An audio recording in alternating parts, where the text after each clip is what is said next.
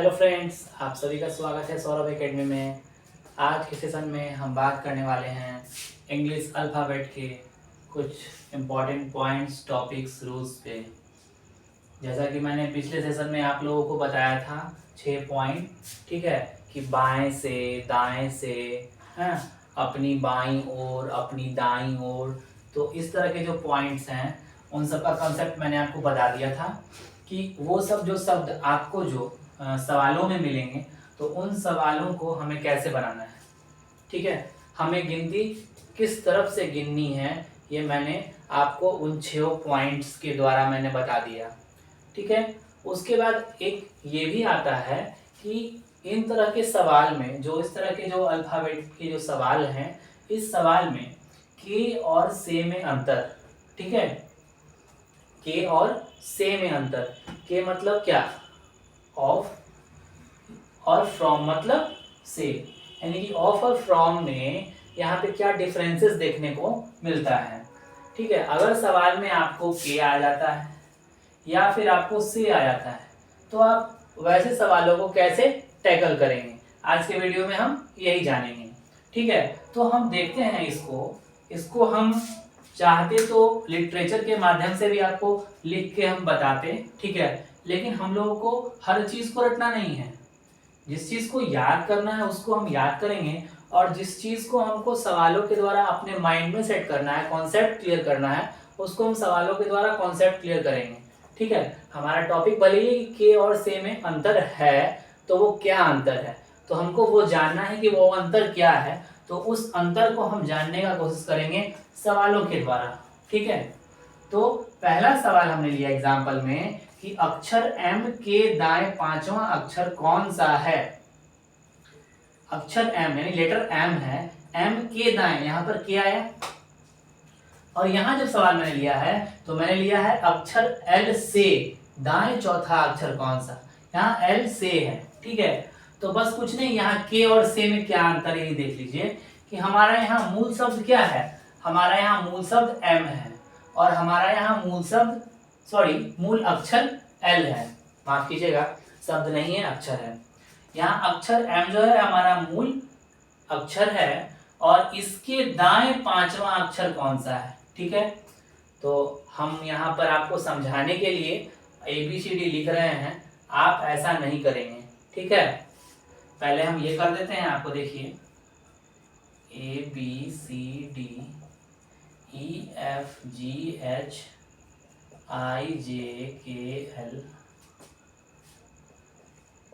MNOPQ, ठीक है।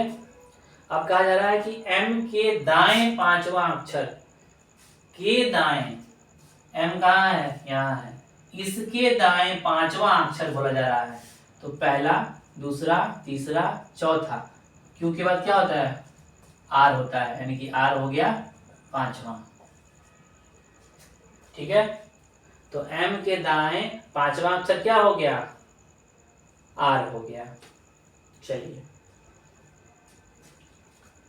अब हम यहां से L हटा रहे हैं, सेम इसी सवाल को हम यहां ले रहे हैं ताकि आपको के और से में अंतर समझ में आ जाए। हमने इस सवाल में M लिया है तो हम इस सवाल में भी M ही लेंगे, ठीक। अब देखिए, ये तो मैंने ABCD लिख करके समझा दिया आपको, लेकिन आपको एग्जाम में ऐसा बिल्कुल भी नहीं करना है, आपको ABCD नहीं लिखना है।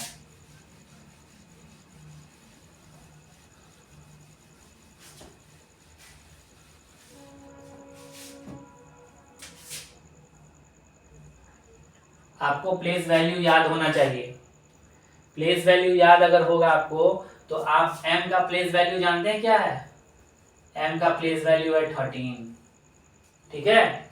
और 13 के दाएं पांचवा अक्षर बोला जा रहा है, मतलब 13 के दाएं पांचवा, यानी कि दाहिना इधर होगा, हमारा लेफ्ट इधर है और राइट तो इधर है ना, लेफ्ट इधर है और राइट इधर है। तो हमको क्या कर रहा है, M के दाएं पांचवा, तो M है, इसके दाहिने जाना है, मतलब कि राइट की तरफ बढ़ रहे हैं।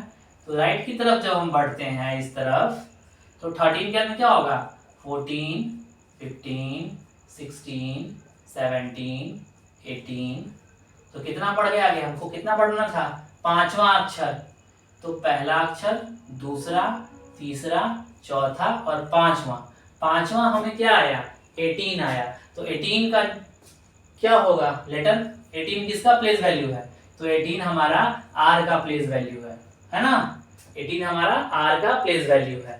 ये हमारा आर क्या हो गया, आंसर हो गया। अब देखिए सेम सवाल यहाँ भी मैंने लिया है, यहाँ भी अक्षर एम ही था, यानी कि लेटर एम था, और यहाँ भी मैंने लेटर एम ही ले लिया है। अब देखिए अक्षर एम यानी कि मूल अक्षर हमारा यहाँ पे भी एम है, और एम से दाएं, ठीक है, एम से दाएं चौथा अक्षर कौन सा है, ठीक है। तो देखिए यहाँ पे हम चौथा अक्षर ना करके बिल्कुल सेम पांचवा अक्षर ही ले लेते हैं, ताकि आपका के और से में अंतर स्पष्ट हो जाए। एम से दाएं पांचवा अक्षर कौन सा है, ठीक है। तो चलिए एम हमने ले लिया, एम के बाद में हम चलते हैं आगे, है ना, दाएं चलना है ना, एम से दाएं, एम से दाएं की ओर बढ़ेंगे, एम के बाद में एन ओ पी क्यू हो गया, 1 2 3 4 5। एम से कहा जा रहा है, यानी कि एम से ही काउंटिंग स्टार्ट करना है, ठीक है, एम से मतलब एम से ही काउंटिंग स्टार्ट करना है। और यहाँ क्या कहा गया, एम के दाएं, ठीक है, तो एम को छोड़ देना है और इसके दाएं गिनना है हमको, 1 2 3 4 और ये 5 में हमको 8 मिला। समझ में आया अंतर?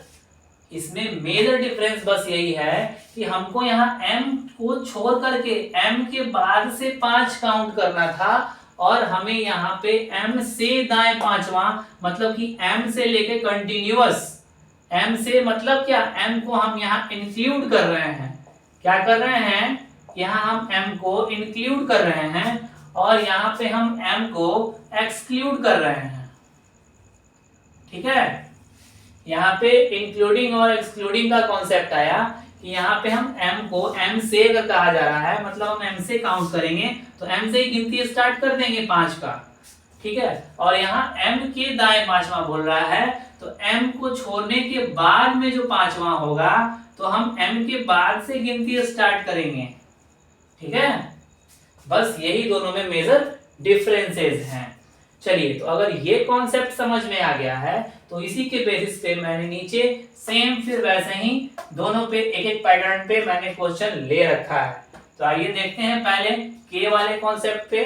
तो के वाले कॉन्सेप्ट पे क्या कर रहा है कि भी के बाएं, ठीक है, भी के बाएं कहा जा रहा है, मतलब क्या, भी के लेफ्ट साइड में, यानी कि इस बार राइट साइड से हमको आना है लेफ्ट साइड की तरफ, ठीक है। और कहा जा रहा है कि भी के बाएं चौथा अक्षर कौन सा है, तो भी, पहले हम भी लिख लिए, अब बाएं चलना है मतलब राइट से लेफ्ट की ओर चलना है, तो भी का हमारा प्लेस वैल्यू होता है 22। तो भी के मतलब इसके बाद लेना है, भी को तो लेना नहीं है, भी के बाद लेने का बात हो रहा है, तो भी को छोड़ देंगे, इसके बाद चलते हैं तो 21 20 19 18 और 17, ठीक है, 1 2 3 4 5 हमें लेना है बाएं चौथा ही ले लेना है बाबू, पांचवा का जरूरत ही नहीं पड़ेगा इसमें, तो यानी कि 18 तक ही। ये हो गया 21 1, ये 2, ये 3, ये 4, ठीक है। अक्षर भी के बाएं इस साइड चौथा अक्षर कौन सा है, तो भी को छोड़ करके देखेंगे कि 4 अक्षर किधर की तरफ जा रहा है, तो 1 2 3 4, यानी आ गया मेरा प्लेस वैल्यू 18 है, और 18 का जो प्लेस होता है वो होता है हमारे आर का, तो यानी कि आर जो हो गया इसका राइट आंसर हो गया, ठीक है। इसी तरीके से सेम यहाँ पे अब से वाले में देखते हैं, तो से वाले में अक्षर एल, यहाँ जो लेटर एल दिया गया है ये हमारा मूल लेटर है, और इससे बाएं, इसके यानी कि लेफ्ट में चौथा अक्षर कौन सा होगा, यानी कि एल से बाएं, यानी कि एल हमारा इधर है और बाएं चलने का बात हो रहा है, मतलब लेफ्ट साइड चलने का बात हो रहा है, यानी राइट साइड से लेटर आएगा बढ़ते बढ़ते लेफ्ट की तरफ, तो L है, ठीक है।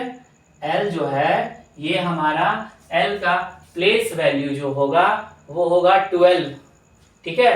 और 12 से ये बैक होगा L से बाएं, यानी कि L को हमको इंक्लूड करना है, L को गिनते हुए चलना है। L से कहा जा रहा है, यानी कि L से ही गिनना है हमको चौथा अक्षर, ठीक है। तो 12 है, उसके पहले 11 हो गया, उसके पहले 10 हो गया, उसके पहले 9 हो गया, ठीक है। यानी कि 9 नंबर जो होगा प्लेस पे जो लेटर होगा वही लेटर हमारा आंसर होगा। तो 9 पे होता है हमारा I, और I हो जाएगा हमारा आंसर। समझ में आ गया कि हमें क्या करना है इसमें। इसमें अगर दे दे L से, तो से में हमें क्या करना होगा, इंक्लूड करना होगा, यानी कि मूल अक्षर को लेकर चलना होगा, लेकर चलेंगे, ठीक है। और भी के बाएं चौथा, भी के बाएं, यानी कि मूल अक्षर को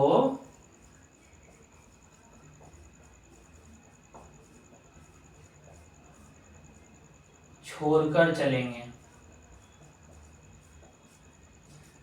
समझ गए कॉन्सेप्ट। मेन यही कॉन्सेप्ट था कि इस तरह के सवाल में के और से में अगर दिया रहेगा, सवाल में के अगर दिख जाए, से अगर दिख जाए, तो आपको ध्यान देना है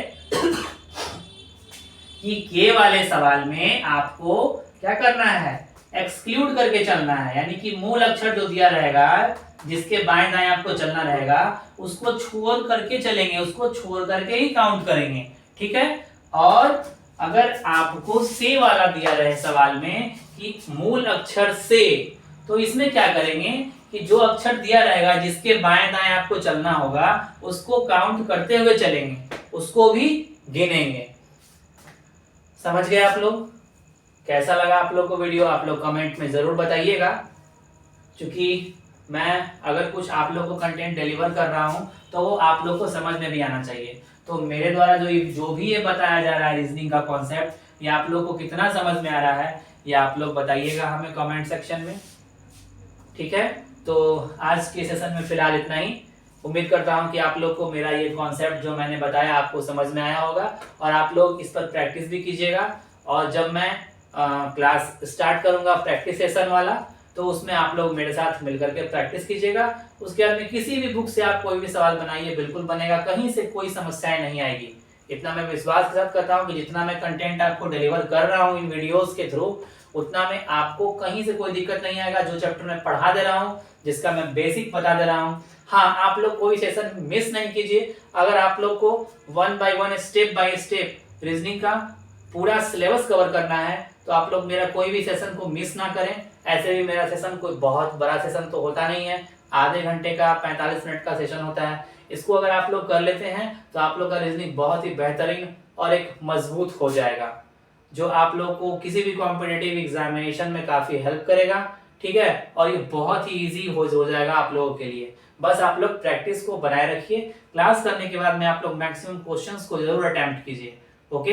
ऐसे कुछ दिनों के बाद, कुछ महीनों के बाद से मैं खुद आप लोग को अपने इस चैनल के थ्रू क्वेश्चन प्रैक्टिस करवाऊंगा, मैक्सिमम क्वेश्चन प्रैक्टिस करवाऊंगा, ताकि आप लोगों की तैयारी काफी धारदार बन जाए। तो आज के सेशन में फिलहाल इतना ही, लेता हूँ इजाजत। Thank you. जिन्होंने अभी तक इस चैनल को सब्सक्राइब नहीं किया है, कृपया सब्सक्राइब कर दीजिए। धन्यवाद।